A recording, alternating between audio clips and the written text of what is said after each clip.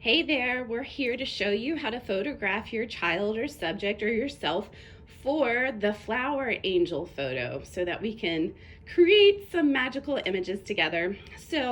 If you'll notice, this is my son Peyton. He's our model. If you'll notice, I have him by our back door, sliding door, and we just have some curtains there that I pulled across because the sun's trying to come out, and you don't want any direct light hitting them.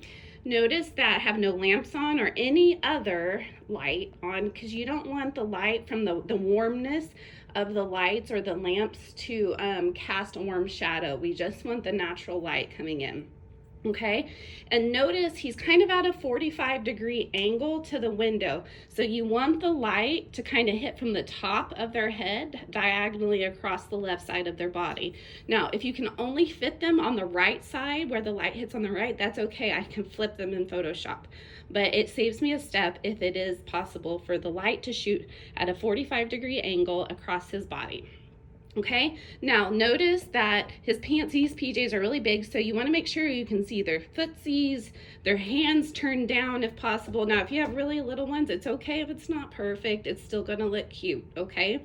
Now, the next thing, I am on a pretty big stool. You might have to get a ladder. Now, you don't want it at an angle like this, okay? You want as best as you can to photograph them straight from above, like this. Okay, because if you're at an angle, it's not going to look as realistic because that's not how the image is shot. All right, you want to make sure it's as straight over them as you can. Okay, they can look up and smile if possible. Okay, if you are a photographer and you're shooting with a DSLR, you want to make sure that you're using a smaller aperture. You want it probably at least at a 5, if not smaller, because you want every detail of them to be in focus. Okay, if you are using your iPhone or other phone, you want to make sure you're not using like a portrait mode where it has a blurry background. You want to make sure that you're just using regular picture mode so that we're not blurring out any of the edges. Okay, now notice he is not on a plain background. I shot him normally, that image and him and his siblings, on a black background.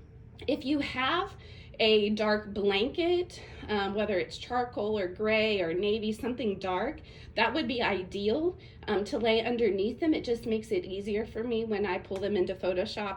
But if not, at least something like this would work if you don't have anything else. Okay, so we can make this work no matter what, but I'm just giving you some tips of how to make it a little bit easier. Okay, so the most important things: light, 45-degree across their head, falling across their body.